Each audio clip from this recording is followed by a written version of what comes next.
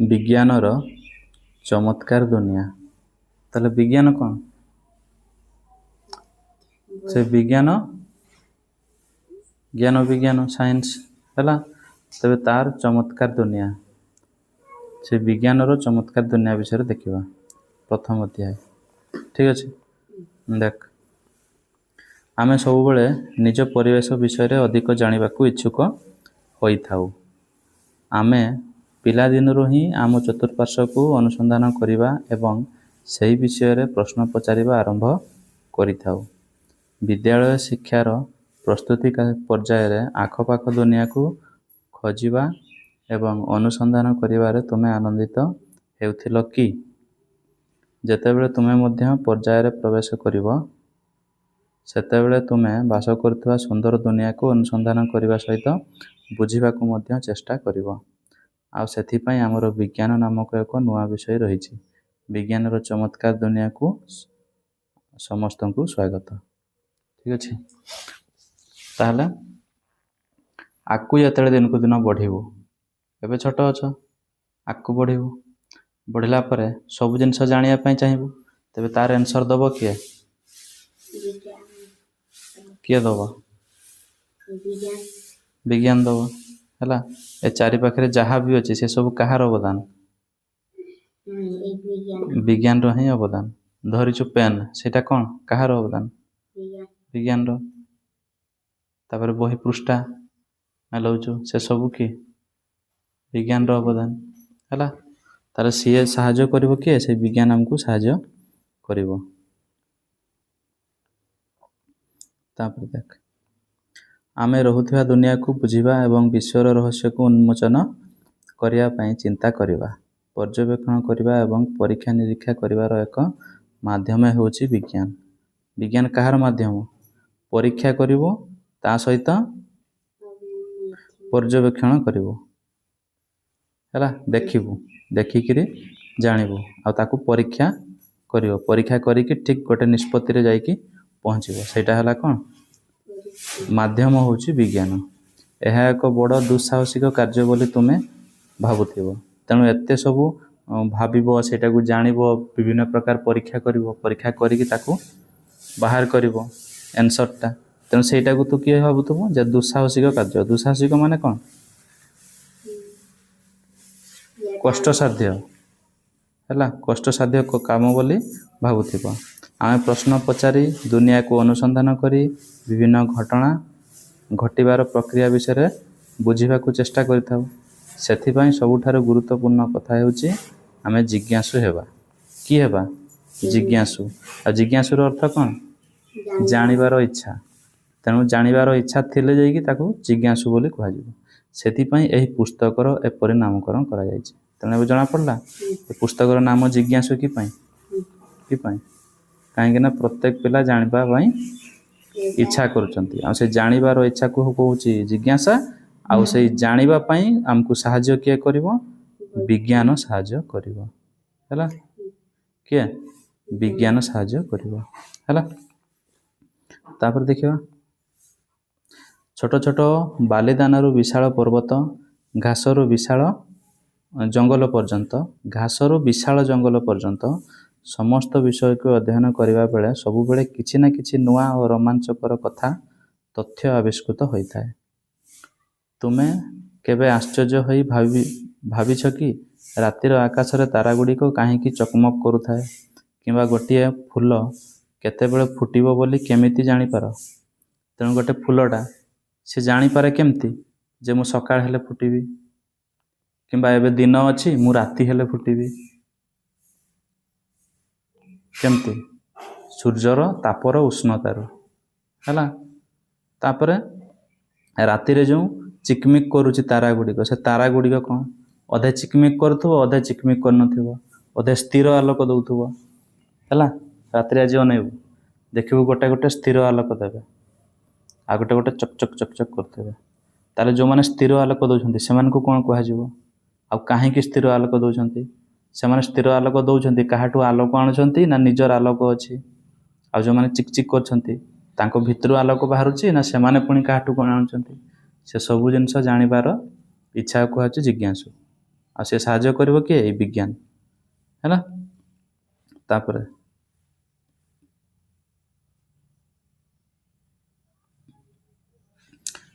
ଏଗୁଡ଼ିକ ହେଉଛି ଅନେକ ରହସ୍ୟ ମଧ୍ୟରୁ କେବଳ ଗୋଟିଏ ଉଦାହରଣ, ଯାହାକୁ ଉନ୍ମୋଚନ କରିବାର ବିଜ୍ଞାନ ଆମକୁ ସାହାଯ୍ୟ କରେ। ବିଜ୍ଞାନର ସବୁଠାରୁ ଆଶ୍ଚର୍ଯ୍ୟଜନକ କଥା ହେଉଛି ଏହା ସର୍ବତ୍ର ବିଦ୍ୟମାନ ସମୁଦ୍ରର ଗଭୀରତାଠାରୁ ଆରମ୍ଭ କରି ମହାକାଶର ବିଶାଳତା ପର୍ଯ୍ୟନ୍ତ, ରୋଷେଇ ଘରୁ ଆରମ୍ଭ କରି ଖେଳ ପଡ଼ିଆ ପର୍ଯ୍ୟନ୍ତ ଅନେକ ସମୟରେ ଅଦ୍ଭୁତ ଆବିଷ୍କାର ଅପ୍ରତ୍ୟାଶିତ ଭାବେ ଘଟିଥାଏ। ହେଲା, ମାନେ ଯେଉଁଟା ଜଣା ନଥାଏ ସେଇଭଳିଆ ଘଟୁଥାଏ। ବିଜ୍ଞାନ ହେଉଛି ଏକ ବିଶାଳ ଏବଂ ଅସରନ୍ତି ଗୋଲକ ଧନ୍ଦା। ଗୋଲକ ଧନ୍ଦା ମାନେ ଆମର ପୃଥିବୀ ସଦୃଶ। ହେଲା, ପୃଥିବୀଟା କେମିତି ଗୋଲକ ନା ଗୋଲ ତ? ତେଣୁ ଆମେ କରୁଥିବା ପ୍ରତ୍ୟେକ ନୂତନ ଆବିଷ୍କାର ଏଥିରେ ଯୋଡ଼ି ହୁଏ। ଏବଂ ତୁମେ ଏହି ଗୋଲକ ଧନ୍ଦା ବିଷୟରେ ସବୁଠାରୁ ଭଲ କଥା କ'ଣ ଜାଣିଛ କି? କ'ଣ? ତାର ବିଭିନ୍ନ ପ୍ରକାର ରହସ୍ୟ ବିଷୟରେ ଜାଣିବା ପାଇଁ ଇଚ୍ଛା ଯେଉଁ ପ୍ରକାଶ କରୁଛୁ। ତାହେଲେ ବିଜ୍ଞାନ କ'ଣ? ସେଟା ହେଉଛି ସମୁଦ୍ରର ପତନ ଠାରୁ ଆରମ୍ଭ କରି ଉପରକୁ ଉଠିବ ସମତଳ ଯାଏଁ, ସମତଳରୁ ପୁଣି ଉଠିବ ଆକାଶ ଯାଏଁ। ତେଣୁ ସମୁଦ୍ରର ପତନ କେବେ ମାପିବି? ଯେଉଁ ସମୁଦ୍ର କେତେ ଗଭୀର, ସେ ଯେତେ ଗଭୀର ସେଟାକୁ ମାପି ହେବନି। ତେଣୁ କେଉଁଠୁ ଆରମ୍ଭ ହେଇଛି ମଧ୍ୟ ଜାଣି ହୁଏନି। ହେଲା, ତାପରେ ଭୂପୃଷ୍ଠକୁ ପହଞ୍ଚିବ, ଭୂପୃଷ୍ଠକୁ ପହଞ୍ଚିଲା ପରେ ପୁଣି ଆକାଶଟା କେଉଁଠି ଶେଷ ହେଉଛି ବି ଜାଣି ହୁଏନି। ଜାଣିଛୁ କେଉଁଠି ଶେଷ ହୁଏ? ଜଣା ନାହିଁ। ତେଣୁ ବିଜ୍ଞାନ ହେଉଛି ତାହା। ହେଲା,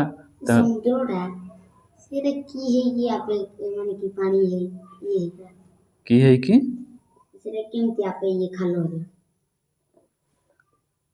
ଆପେ ଖାଲ ହେଇଯାଏ। ତାପରେ ଦେଖ, ଏଇଠି ଚିତ୍ର ଦୁଇଟା ଅଛି। ଗୋଟେ ହେଉଛି ଏକ ମରୁଭୂମିର ଅଞ୍ଚଳ, ଏଇଟା ଗୋଟେ କିସ ମରୁଭୂମିର ଅଞ୍ଚଳ, ଦେଖୁଛୁ ନା?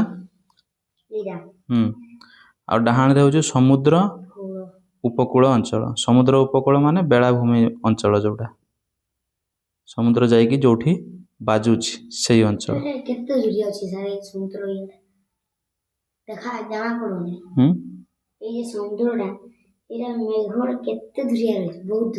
ବହୁତ ଦୂରରେ। ହଉ, ତାପରେ ଦେଖ,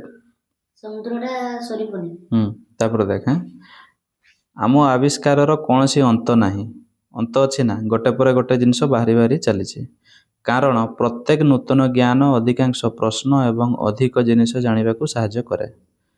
ବେଳେବେଳେ ଦେଖିବାକୁ ମିଳେ ଯେ ଏହି ଧନ୍ଦାର କିଛି ଅଂଶ ଭୁଲ ସ୍ଥାନରେ ରହିଯାଇଛି, ଯାହାକୁ ସଜାଡ଼ିବାର ଆବଶ୍ୟକତା ରହିଛି। ନୂଆ ଆବିଷ୍କାର ଅନେକ ସମୟରେ ଦୁନିଆ ବିଷୟରେ ଆମର ଦୃଷ୍ଟିକୋଣକୁ ବଦଳାଇ ଦେଇଥାଏ।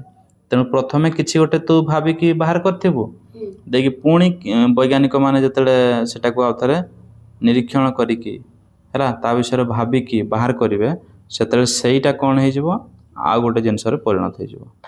ତେଣୁ ବିଜ୍ଞାନରେ କ'ଣ ନା, ଯୁକ୍ତି କରିକି ଯେତେବେଳେ ବାହାର କରିବୁ ସେଇ ଜିନିଷଟା ଆଉ ଗୋଟେ ଜିନିଷରେ ପରିଣତ ହେଇଯିବ। ହେଲା, ବୁଝିହେଉଛି ତ? ତେଣୁ ଯାହା ଭାବିଥିବୁ ସେଇଆ ନ ହେଇକି ଆଉ ଗୋଟେ ଜିନିଷ ହେଇଯିବ। ପୁଣି ସେଟା ବି କିଛି ଦିନ ପର୍ଯ୍ୟନ୍ତ ଚାଲିବ, ତାପରେ ଧୀରେ ଧୀରେ ପୁଣି ଚାଲିବ।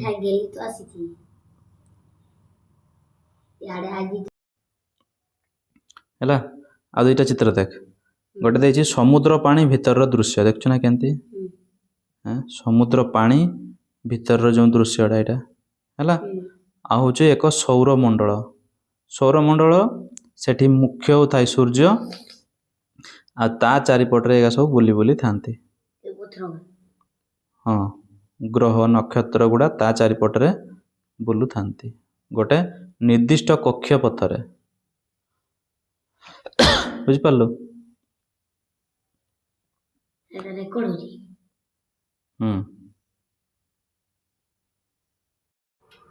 ତାପରେ ଏହି ପୁସ୍ତକ ପଢ଼ିବା ସମୟରେ ତୁମେ କେତେକ କୌତୂହଳପୂର୍ଣ୍ଣ ତଥ୍ୟ ପାଇବ, କିଛି ଚିନ୍ତନମୂଳକ ପରୀକ୍ଷଣ କରିବ ଏବଂ ଦେଖିବ ଯେ ସେଗୁଡ଼ିକ ଆମର ଦୈନନ୍ଦିନ ଜୀବନରେ କିପରି ଉପଯୋଗୀ ହେଉଛି।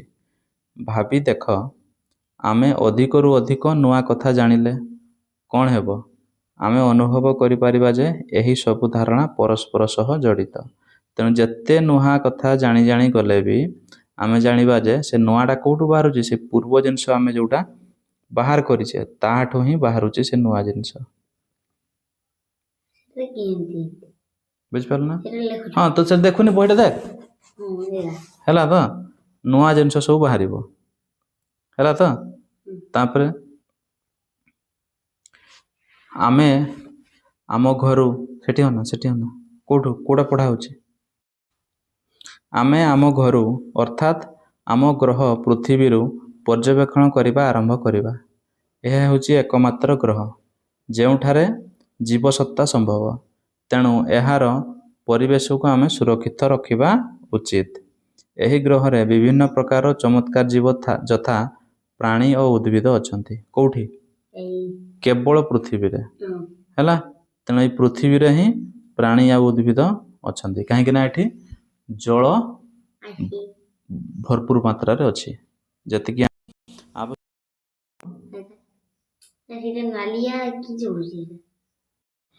ତାପରେ ଦେଖ, ସେମାନେ ପୃଥିବୀର ବିଭିନ୍ନ ଅଞ୍ଚଳରେ ଜୀବନ ଧାରଣ କରିବା ପାଇଁ ଚେଷ୍ଟା କରନ୍ତି। କେଉଁମାନେ? ପ୍ରାଣୀ ଆଉ ଉଦ୍ଭିଦ ମାନେ। ମଞ୍ଜି ଗଛରେ ପରିଣତ ହେବା, ତେଣୁ ମଞ୍ଜିଟା ଗଛରେ ପରିଣତ ହେବା, ଏକ ସମ୍ବାଳୁଆ ସୁନ୍ଦର ପ୍ରଜାପତିରେ ପରିଣତ ହେବା ଭଳି ଅନେକ ପର୍ଯ୍ୟବେକ୍ଷଣ ତୁମେମାନେ କରିଥିବ। ଏହି ଉଦ୍ଭିଦ ଏବଂ ଜୀବଜନ୍ତୁମାନଙ୍କର କିପରି ବୃଦ୍ଧି ଘଟିଥାଏ। ତେଣୁ ବିଭିନ୍ନ ପ୍ରକାର କ'ଣ କରିଥିବ? ପର୍ଯ୍ୟବେକ୍ଷଣ କରିଥିବ, ମାନେ ନଜର ପକାଇଥିବ ହେଲା। ସେ କ'ଣ ଗୋଟେ ସମ୍ବାଳୁଆ, ଏଇଟା ଦେଖ, ଚିତ୍ରଟା ଦେଖ, ସମ୍ବାଳୁଆ ସିଏ କ'ଣ ହେଉଛି? ଗୋଟେ ପ୍ରଜାପତିରେ ପରିଣତ ହେଉଛି, ଠିକ୍ ଅଛି। ତାପରେ ମଞ୍ଜି ଗୋଟେ ବହୁତ ବଡ଼ ବୃକ୍ଷରେ ପରିଣତ ହେଉଛି ହେଲା। ତାପରେ ଆଉ କ'ଣ? ଏଇଗା ସବୁ ଘଟୁଛି। ତେଣୁ ଏଇ ଉଦ୍ଭିଦ ଆଉ ଜୀବଜନ୍ତୁ ଗୁଡ଼ିକ ତାଙ୍କର ବୃଦ୍ଧିକୁ ଆମେ ସବୁଦିନ ବା ପ୍ରତ୍ୟେକ ଦିନ ଲକ୍ଷ୍ୟ କରି ଚାଲିଛେ ହେଲା। ତାପରେ ଆମର ବୃଦ୍ଧି ପାଇଁ ଖାଦ୍ୟ ଆବଶ୍ୟକ। ଭାରତ ଭଳି ଏକ ନୂତନ ଏବଂ ବିବିଧତାପୂର୍ଣ୍ଣ ଦେଶରେ ବିଭିନ୍ନ ପ୍ରକାର ସ୍ୱାଦିଷ୍ଟ ଓ ରୁଚିକର ଖାଦ୍ୟ ରହିଛି। ସେଗୁଡ଼ିକ କେଉଁଥିରୁ ପ୍ରସ୍ତୁତ ଏହା ଆମେ କିପରି ଜାଣିବା? ଠିକ୍ ଅଛି। ତାହେଲେ କେଉଁଥିରୁ ଜାଣିବୁ? ସେଇ ଯେଉଁ ପୁଷ୍ଟିକର ଖାଦ୍ୟ ରହିଛି ସେ କେଉଁଠୁ ଅଛି, କେଉଁଠୁ ବାହାରୁଛି, କ'ଣ କ'ଣ ସବୁ ଭିଟାମିନ୍ ଅଛି। କାହିଁକିନା ଯେଉଁ ଭିଟାମିନ୍ ଆମକୁ ଦରକାର ସେଇ ଜିନିଷ ଖାଇବା ହିଁ ଭଲ ନା ନାହିଁ। ଆଉ ଗୋଟେ ଫଳଟା ଥିବ ସେଠି ବିଷ ଥିବ, ସେଇଟାକୁ ଖାଇବୁ ନା? ନାଇଁ। ତାହେଲେ ସେଇଠି ବିଷ ଅଛି କି କ'ଣ ଅଛି ସେଟାକୁ ଜାଣିବ କେମିତି? ସେଟା କହିବ କିଏ ଆମକୁ? ବିଜ୍ଞାନ କହିବ ହେଲା। ଆଜ୍ଞା ଦେଖ, ସୁସ୍ୱାଦୁ ଖାଦ୍ୟ ଗୁଡ଼ିକ, ଠିକ୍ ଅଛି, ଦେଖୁଛୁ ନା? ଏଇଗୁଡ଼ା ହେଉଛି ଖାଦ୍ୟ। ତେଣୁ ଏଇଗୁଡ଼ା ଆମର ଖାଇବାର ଜିନିଷ। ଆଉ ଯେଉଁଗୁଡ଼ା ଖାଇବା ଜିନିଷ ନୁହେଁ ସେଗୁଡ଼ାକୁ କେମିତି ଖାଇବାନି। ତାପରେ ଆମେ ବଞ୍ଚିବା ଏବଂ ଖାଦ୍ୟ ସହିତ ଜଳ ମଧ୍ୟ ଆବଶ୍ୟକ କରୁ। ଜଳ ଏକ ଅମୂଲ୍ୟ ସମ୍ପଦ। ବର୍ଷା ହେଲେ ପୋଖରୀରେ ଜଳସ୍ତର ବଢ଼ିବାର ଦେଖିଛ କି? ତୁମେ କେବେ ଭାବିଛ କି ବର୍ଷା କାହିଁକି ଏବଂ କିପରି ହୁଏ? କିପରି ହୁଏ?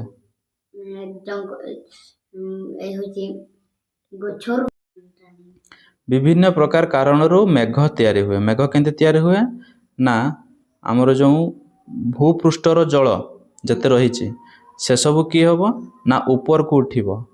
ହୁଏତ ସେଇଟା ଆମର ଯେଉଁ ଖରା ପ୍ରବଳ ହେବ, ଠିକ୍ ଅଛି, କ'ଣ ଖରା ଯୋଗୁଁ ଉଠିବ। ତା ସହିତ କିଛି ପତ୍ର ମଧ୍ୟ ବାଷ୍ପ ଆକାରରେ ବାହାର କରିବେ, ଜଳୀୟ ବାଷ୍ପ, ତାକୁ ଆକାରରେ ଉପରକୁ ଉଠାଇ ଦେବେ। କିଛି ଗଛ ମଧ୍ୟ ହେଲା। ଏମିତି ସବୁ ହେବ। ଏଇଆ ଦ୍ୱାରା କ'ଣ ହେବ ନା ଉପରକୁ ଆମର ଯେଉଁ ବାଷ୍ପ ହେଇକିରି ଜଳ ଉପରକୁ ଉଠିବ। ତାପରେ ସେଠି ଯେତେବେଳେ ଘନୀଭୂତ ହେବ ଥଣ୍ଡା ହେବ। ଥଣ୍ଡା ଯେତେବେଳେ ହେବ ତେଣୁ ବାଷ୍ପଟା ଥଣ୍ଡା ହେଲେ କି ହେଇଯିବ? ଜଳରେ ପରିଣତ ହେବ। ତେଣୁ ସେଇଟାକୁ ପୁଣି ଜଳ ହେଇକିରି ବର୍ଷିବ। ଆଉ ଯେତିକି ସ୍ତର ପର୍ଯ୍ୟନ୍ତ ଯିବା କଥା ଯଦି ସେ ତାଠୁ ମଧ୍ୟ ପାରେଇଗଲା, ଠିକ୍ ଅଛି, ଉପରକୁ ପାରେଇଗଲା, ସେ ଅଧିକ ଥଣ୍ଡା ହେଇଯିବ। ଅଧିକ ଥଣ୍ଡା ହେଇଗଲେ କି ହେଇଯିବ? କୁଆପଥର ହେଇ ପଡ଼ିବ, ମାନେ ବରଫ ଅବସ୍ଥାକୁ ଚାଲିଯିବ। ଟାଇଲ ଘର ସବୁ ଭାଙ୍ଗିଦେବ ହେଲା। ତେଣୁ ଏଇଭଳିଆ ସେ ବର୍ଷା ହେଉଛି। ତାପରେ ଦେଖିବା, ପାଣି ଥଣ୍ଡା ହେଲେ ବରଫ ହୋଇଯିବ ଏବଂ ଗରମ ହୋଇ ଫୁଟିଲେ ବାଷ୍ପ ହୋଇଯିବା ତୁମେ ଲକ୍ଷ୍ୟ କରିଛ, ପ୍ରତ୍ୟେକ ଦିନ କରୁଛ। ପ୍ରତିଦିନ ଥଣ୍ଡା ପାଣି ପିଇବା କିମ୍ବା ଶୀତ ଦିନେ ଉଷୁମ ପାଣିରେ ଗାଧୋଇବାର ମଜା ନେଇଛ କି? ଉଷୁମ ପାଣିରେ ଗାଧୋଉ ନା ଗାଧୋଉନି? ହାଁ? ଶୀତ ଋତୁରେ ଥଣ୍ଡା ପାଣିରେ ଗାଧୋଉ? ପାଗଳ ନା କି? ନା ବେଶୀ ଥଣ୍ଡା ନାହିଁ, ଟିକେ ଗରମ କରୁନି? ପୁରା ଗରମ ନାହିଁ। ହଁ, ତା ଅଧେ ଇଏ ତ କରେ, ଏମାନେ ସବୁ କରନ୍ତି ହେଲା। ଏମାନେ ଯେଉଁ ଗାଧଉଛନ୍ତି, ତାହେଲେ ସେମାନେ କ'ଣ କରନ୍ତି? ପାଣିଟାକୁ ଫୁଟେଇକିରି ଗରମରେ ପରିଣତ କରନ୍ତି, ଦେଇକି ତାକୁ ଗାଧାନ୍ତି, ଅର୍ଥାତ୍ ଉଷୁମ ପାଣିରେ ଗାଧାନ୍ତି ହେଲା। ତାପରେ ଦେଖ, ଗରମ ଓ ଥଣ୍ଡାକୁ ଆମେ କେମିତି ଜାଣିପାରିବା? ପାଣି ହେଉ କି ଆମ ଶରୀର ହେଉ, ତାହାର ଉତ୍ତାପ କେତେ ଆମେ ଜାଣିବା କିପରି? ତାକୁ ଜଣାଉଛି କିଏ? ସେଇ ବିଜ୍ଞାନ ଆମକୁ ଜଣାଉଛି ହେଲା। ଏଇଟା ଯେଉଁ ଚିତ୍ରଟାରେ ଦେଇଛି, ଜଳ କିପରି ଉପରକୁ ଉଠୁଛି ହେଲା, ବର୍ଷା ହଉଛି। ତାପରେ ଆହୁରି ମଧ୍ୟ ଆମେ ଚାରିପାଖରେ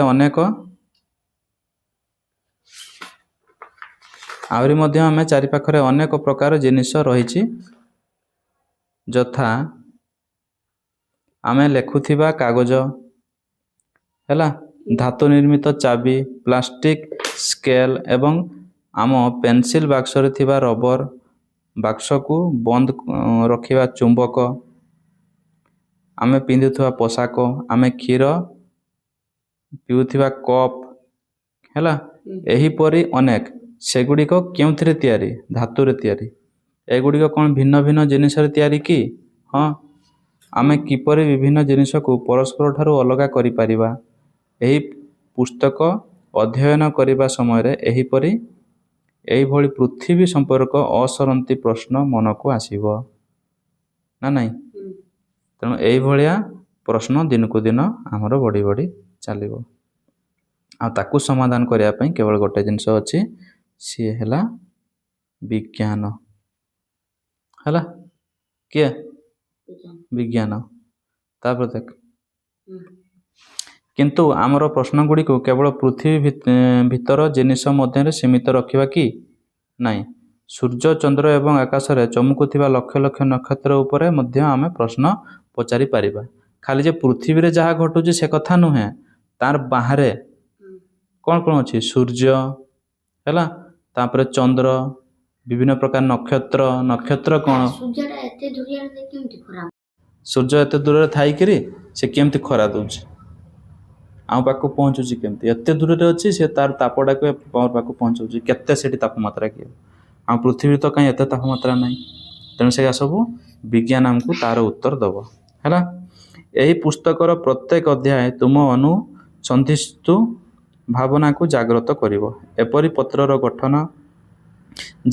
ପତ୍ରର ଗଠନ, ଜିନିଷ ଗୁଡ଼ିକ କିପରି ଗତି କରେ, କିମ୍ବା ଚିନାବାଦାମ ମଞ୍ଜିରୁ ଚୋପାକୁ ଅଲଗା କରିବା ପ୍ରଣାଳୀ। ଆଶା କରୁଛୁ ତୁମ ମନରେ ଏହିଭଳି ଅନେକ ପ୍ରଶ୍ନ ଆସୁଥିବ ହେଲା। ଯଦିଓ ତୁମେ ଏହା ଅନୁଭବ କରିନଥିବ, ତଥାପି ତୁମେ ତୁମର ଅଜାଣତରେ ଅନେକ ପ୍ରଶ୍ନର ଉତ୍ତର ପାଇଥିବ। ମନେକର ତୁମ କଲମ ଚାଲିବା ବନ୍ଦ ହୋଇଯାଇଛି ହେଲା। ତୁମେ କ'ଣ କରିବ? ତୁମେ ନିଜକୁ ପ୍ରଶ୍ନ ପଚାରିବ, ମୋ କଲମ କାହିଁକି ଚାଲୁନାହିଁ? ତୁମେ ଅନୁମାନ କରିବ ଯେ କାଳି ଶେଷ ହୋଇଯାଇଛି। ତ ସେଇଟା ବିଜ୍ଞାନ ନଦେଲେ ମଧ୍ୟ ଉତ୍ତରଟା ତୁମେ ପାଇଯାଉଛ ହେଲା। କିନ୍ତୁ ସେ ଉତ୍ତର ଗୁଡ଼ା ପାଉଛ, ବୁଝିହେଉଛି ନା ନାହିଁ? ତ ଦେଖିବ, ଏହାପରେ ତୁମେ କଲମ ଖୋଲି କାଳି ଅଛି କି ନାହିଁ ଯାଞ୍ଚ କରି ଏହି ଅନୁମାନକୁ ପରୀକ୍ଷା କରିବ। ତେଣୁ ପ୍ରଥମ ହୁଏତ କଣ୍ଡିସନ୍ କ'ଣ ହେବ? ଗୋଟେ ଯେ କାଳି ସରିଯାଇଛି ନା ନାହିଁ, କାଳି। ତାପରେ ଦୁଇରେ ଦେଖିବ ଯେ କାଳି ଜମି ଯାଇଛି କି, ବୁଝିହେଲା? କାଳି ଜମି ଯାଇଛି କି, ଏଇଭଳିଆ ସବୁ ଦେଖିବ। ମାନେ କାଳିଟା ଥଣ୍ଡା ହେଇଯାଇଛି କି? ଦେଖ ତାପରେ ଯଦି ଏହା ସରିଯାଇଥିବ, ତେବେ ତୁମେ ଜାଣିବ ଯେ ତୁମର ଅନୁମାନ ଠିକ୍ ଅଛି। କିନ୍ତୁ ମନେକର ତୁମେ ଦେଖିଲ ଯେ କାଳି ଶେଷ ହୋଇନାହିଁ, ମାନେ କାଳି ଅଛି, ତେବେ ତୁମେ କ'ଣ କରିବ? ତୁମେ ଆଉ ଏକ ଅନୁମାନ କରିବ। ସେଟା କ'ଣ ନା, ବୋଧହୁଏ କାଳି ଶୁଖି ଯାଇଥିବ ହେଲା। ଏହି ଅନୁମାନ ଠିକ୍ କି ନାହିଁ ତାହା ପରୀକ୍ଷା କରିବା ପାଇଁ ତୁମେ ଅନ୍ୟ କିଛି ଚେଷ୍ଟା କରିବ। ବିଜ୍ଞାନ ତାହେଲେ ଅନ୍ୟ କିଛି ଚେଷ୍ଟା କେମିତି କରିବ? से पिनटाକୁ କାଢ଼ିକି ଧରାଯାଉ ଅଲଗା କେଉଁ ଜାଗା ଆଉ ଗୋଟେ ପିନ୍ ଲଗେଇବା, ତୁମେ ଭାବୁଥିବ ଯେ ପିନ୍ଟା କାଳେ ଖରାପ ହେଇଯାଇଛି।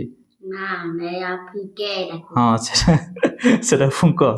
ହଉ ତାହେଲେ ସେଟାକୁ ଫୁଙ୍କିକି ଦେଖିବ, କାଳିଟା ଟିକେ ବାହାରିବ ତା ମୁଣ୍ଡ ହଁ ତାପରେ ଚାଲିବ ଠିକ୍। ତା ସେଟା ଫୁଙ୍କିକି ଚେଷ୍ଟା କରିବ ହେଲା। ବିଜ୍ଞାନ ଠିକ୍ ଏହିପରି ଭାବରେ କାମ କରେ। ତୁମ କଲମ କାହିଁକି ଲେଖୁ ଲେଖୁ ବନ୍ଦ ହୋଇଗଲା ତାହା ଜାଣିବାକୁ ଚେଷ୍ଟା କରିବା ହିଁ ବୈଜ୍ଞାନିକ ପଦ୍ଧତିର ଏକ ଉଦାହରଣ। ତେଣୁ ବିଜ୍ଞାନ ପଦ୍ଧତି ହେଲା, ବିଜ୍ଞାନକୁ ସାହାଯ୍ୟ କରିକି କିଛି ବାହାର କରିବା, ସେଟା ହେଉଛି ବୈଜ୍ଞାନିକ ପଦ୍ଧତି। ତେବେ ଏଇ ବୈଜ୍ଞାନିକ ପଦ୍ଧତିର ଉଦାହରଣ କ'ଣ ନା ତୁମର ଚେଷ୍ଟା ଯେଉଁ କରୁଛ କାଳିଟାକୁ ଚଲେଇବା ପାଇଁ, କଲମଟାକୁ ଚଲେଇବା ପାଇଁ, ସେଟା ହେଉଛି ଗୋଟେ ବୈଜ୍ଞାନିକ ପଦ୍ଧତି ହେଲା। ତାପରେ ନେକ୍ସଟ ତାହେଲେ କାର୍ଯ୍ୟ 1 ଆସ ଚିନ୍ତା କରି ଲେଖିବା। କ'ଣ କହିଛି ନା ତୁମେ ଏହିପରି ସମାଧାନ କରିବାକୁ ଚେଷ୍ଟା କରିଥିବା ଏକ ସମସ୍ୟା ବିଷୟରେ ଲେଖିବ। ତୁମେ କେଉଁ ସବୁ ପଦକ୍ଷେପ ନେଇଥିଲ, କେଉଁ କେଉଁ ପଦକ୍ଷେପ ନେଇଥିଲ, କାଳି କଲମ କିମ୍ବା ଅନ୍ୟ କିଛି ଧରାଯାଉ ହେଲା। ବିଜ୍ଞାନ କେବଳ ବିଷୟବସ୍ତୁ ଓ ତଥ୍ୟକୁ ମନେ ରଖିବା କିମ୍ବା ପରୀକ୍ଷଣ କରିବା ନୁହେଁ, ଏହା ହେଉଛି ଏକ ପର୍ଯ୍ୟାୟକ୍ରମିକ ପ୍ରକ୍ରିୟାକୁ ଅନୁସରଣ କରିବା ଯାହା ଆମକୁ ପ୍ରଶ୍ନଗୁଡ଼ିକର ଉତ୍ତର ଖୋଜିବାରେ ସାହାଯ୍ୟ କରିଥାଏ। ତେବେ ଆମେ କ'ଣ ପଦକ୍ଷେପ ଗ୍ରହଣ କରିପାରିବା, ସେଟା ହେଉଛି ବିଜ୍ଞାନ। ତାପରେ ଦେଖିବା, ପ୍ରଥମେ ଆମେ ଏପରି କିଛି ଜିନିଷ ପର୍ଯ୍ୟବେକ୍ଷଣ କରୁ ଯାହା ମନରେ କୌତୂହଳ ସୃଷ୍ଟି କରେ କିମ୍ବା ଆମେ ବୁଝିପାରି ନଥାଉ। ଏହା ଆମକୁ ଚକିତ କରେ ଏବଂ ସେଥିପାଇଁ ଆମ ମନରେ ଅନେକ ପ୍ରଶ୍ନ ଉଙ୍କି ମାରେ।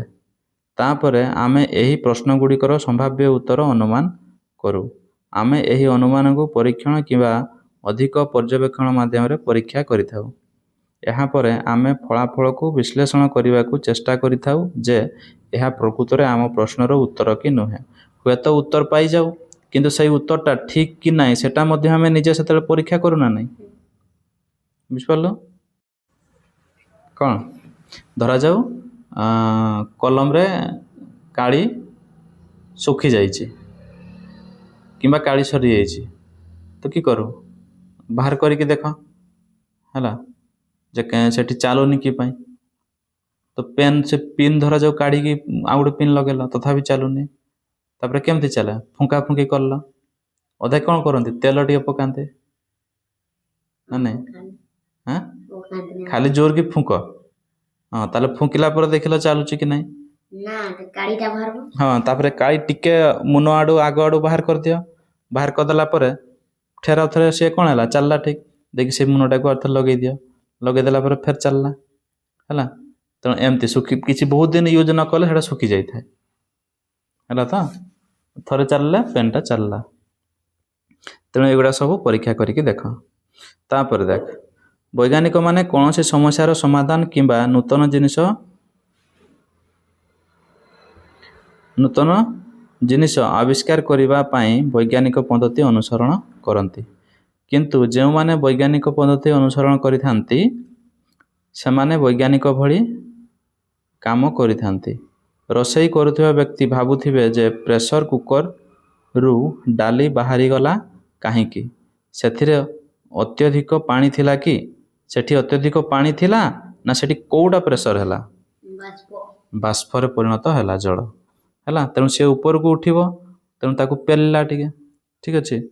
ତାପରେ ଏଇଟା ଦେଖିବା ଏବେ ସାଇକେଲ କଥା, ଯେ ସାଇକେଲ ମରାମତି କରୁଥିବା ଜଣେ ବ୍ୟକ୍ତି ଜାଣିବାକୁ ଚେଷ୍ଟା କରୁଥିବେ ଯେ ଟାୟାରର କେଉଁ ସ୍ଥାନରୁ ଲିକ୍ ହୋଇ ପବନ ବାହାରିଥିଲା, କିମ୍ବା ଜଣେ ଇଲେକ୍ଟ୍ରିସିଆନ୍ ଜାଣିବାକୁ ଚେଷ୍ଟା କରିଥିବେ ଯେ ବଲ୍ବ କାହିଁକି ଜଳୁନାହିଁ।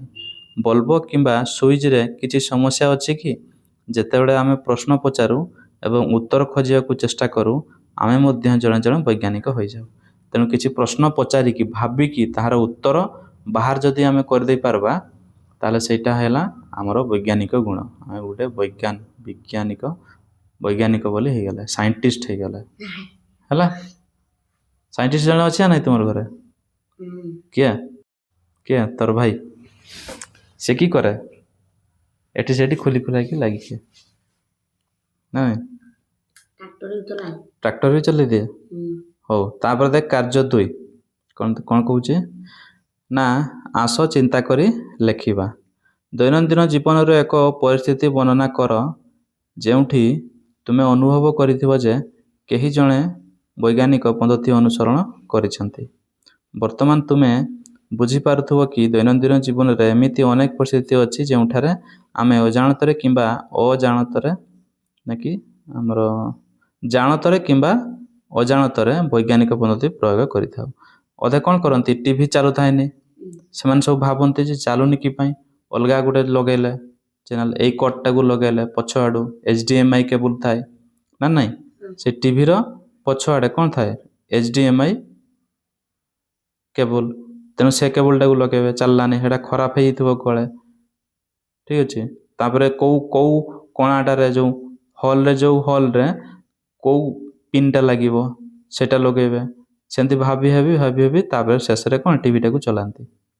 ସେଟା ଗୋଟେ ବୈଜ୍ଞାନିକ ପଦ୍ଧତି ହେଲାନି ନାହିଁ, ହେଲା ତ? ସେମିତି। ତାପରେ ଦେଖିବା, ଯଦିଓ ଆମେ ସମସ୍ତେ ବୈଜ୍ଞାନିକ ପଦ୍ଧତିକୁ କିଛି ମାତ୍ରାରେ ପ୍ରୟୋଗ କରିଥାଉ, ତଥାପି ବିଜ୍ଞାନ ପଢ଼ିବା ଦ୍ୱାରା ବଡ଼ ସମସ୍ୟାର ସମାଧାନ ଖୋଜିବା ଏବଂ ବିଶ୍ୱର ବହୁତ ରହସ୍ୟର ସମାଧାନ କରିବା ପାଇଁ ଆମର ଦକ୍ଷତା ବିକଶିତ ହୋଇଥାଏ।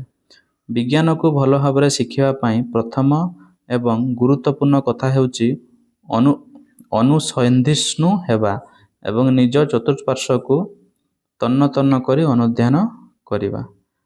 ହେଲା, ଅନୁସନ୍ଧିତ୍ସୁ ମାନେ କ'ଣ, ଅନୁସନ୍ଧାନ କରିବା। ଯିଏ ଅନୁସନ୍ଧାନ କରି ମାନେ କିଛି ଜିନିଷ ବାହାର କରିବା ପାଇଁ ଚାହେଁ ସେ ହେଉଛି ଅନୁସନ୍ଧିତ୍ସୁ। ଏବଂ ଅନୁଧ୍ୟାନ କରିବା। ଯେତେବେଳେ ଆମେ ଅନୁସନ୍ଧିତ୍ସୁ ହୋଇଥାଉ, ଆମେ କାହିଁକି କିପରି ପ୍ରଶ୍ନ ପଚାରିବା ଆରମ୍ଭ କରିଥାଉ, ଯେ ଏଇଟା ହେଉଛି, ଏଇଟା କାହିଁକି ହେଉଛି, ଏଇଟା କିପରି ହେଲା। ମନେ ରଖ ଯେ ଦୁନିଆରେ ଏମିତି ବହୁତ ଜିନିଷ ରହିଛି ଯାହା ଆମେ ଜାଣିନାହୁଁ ଏବଂ ସେଗୁଡ଼ିକ ଆବିଷ୍କାର ହେବା ଅପେକ୍ଷାରେ ଅଛି। ମାନେ ଯେତେ ବାହାର କଲେ ବି ଏପର୍ଯ୍ୟନ୍ତ ସବୁ ଜିନିଷ ବାହାରିନି। ବିଜ୍ଞାନ ଯଦି ଏତେ ବଡ଼ ଗୋଟେ ଜିନିଷ ହେଲା, ତେବେ ତାର କେବଳ ଛୋଟ ଅଂଶକୁ ଆମେ ଏପର୍ଯ୍ୟନ୍ତ ବାହାର କରିଛେ, ଏତେ ବଡ଼ରୁ ଗୋଟେ ଛୋଟ ଅଂଶ। ତେଣୁ ଯେତେ ଜାଣୁଛେ ବିଜ୍ଞାନ ସେତେ ବଢ଼ି ବଢ଼ି ଚାଲିଛି। କେବେ ବି ଆମେ ଠିକ୍ ପୁରା ଜିନିଷକୁ ବାହାର କରିପାରିବା ନାହିଁ, ଆମର ଶେଷ ହେବ ନାହିଁ ଅନୁସନ୍ଧାନ, ହେଲା। ତାପରେ କାର୍ଯ୍ୟ 3, ଆସ ଚିନ୍ତା କରି ଲେଖିବା। ଯଦି ତୁମେ କୌଣସି ବିଷୟର କାରଣ ଜାଣିବାକୁ ଚାହୁଁଛ, ତେବେ ତୁମେ କେଉଁ ପ୍ରକାର ପ୍ରଶ୍ନ ପଚାରିବ? କେଉଁ ପ୍ରକାର ପ୍ରଶ୍ନ କ'ଣ ସେଇଟା, କାହିଁକି ଆଉ କିପରି। ତୁମେ କିପରି ତୁମ ପ୍ରଶ୍ନର ଉତ୍ତର ଖୋଜିବ ତାହା ଲେଖିବାକୁ ଚେଷ୍ଟା କର। କିପରି ଉତ୍ତର ଖୋଜିବ ତାହା ଲେଖିବାକୁ ଚେଷ୍ଟା କରିବ, ହେଲା। ବିଜ୍ଞାନ ସମ୍ବନ୍ଧିତ କାର୍ଯ୍ୟ ବ୍ୟକ୍ତିଗତ ଭାବେ କ୍ୱଚିତ୍ କରାଯାଇଥାଏ। ସମଗ୍ର ବିଶ୍ୱର ବୈଜ୍ଞାନିକମାନେ ପ୍ରାୟତଃ ଦଳଗତ ଭାବରେ ଏକାଠି କାମ କରନ୍ତି। ତେଣୁ ଯଦି ତୁମେ ନିଜେ କୌଣସି ଉତ୍ତର ପାଉ ନାହଁ, ତେବେ ତୁମ ସାଙ୍ଗମାନଙ୍କ ସାହାଯ୍ୟ ନିଅ। ସବୁବେଳେ ଏକାଠି ହୋଇ ଜିନିଷ ଆବିଷ୍କାର କରିବା ଅଧିକ ମଜାଦାର ହୋଇଥାଏ। ତେଣୁ ବୈଜ୍ଞାନିକ ହେବାର ଅର୍ଥ ଏହା ନୁହେଁ ଯେ ଜଣେ ହିଁ କେବଳ ଭାବୁଥିବ, ସବୁ କରୁଥିବ। ହୁଏତ ତ ନିଜ ପାଖରେ କିଛି ପ୍ରତିଭା ଥାଇପାରେ, ଆଉ ଜଣଙ୍କ ପାଖରେ ଆଉ କିଛି ପ୍ରତିଭା ଥାଇପାରେ। ତେବେ ସବୁ ପ୍ରତିଭା ଗୁଡ଼ାକ ମିଶାଇ ଦେଲେ ଗୋଟେ ଯାହା ବାହାରିବ ସେ ସବୁ ବିଶ୍ୱର ମଙ୍ଗଳ ପାଇଁ ବାହାରିବ, ହେଲା। ତାକୁ ସାରା ବିଶ୍ୱ ବ୍ୟବହାର କରିବ। ତେଣୁ ଯଦି ତୁମେ କିଛି ଜାଣିପାରୁନାହଁ, ତେବେ ତୁମର ସାଙ୍ଗସାଥି ଯେଉଁମାନେ ଅଛନ୍ତି ସେମାନଙ୍କର ମଧ୍ୟ ସାହାଯ୍ୟ ନେଇପାର। ବୁଝିହେଲା ନା? ତାପରେ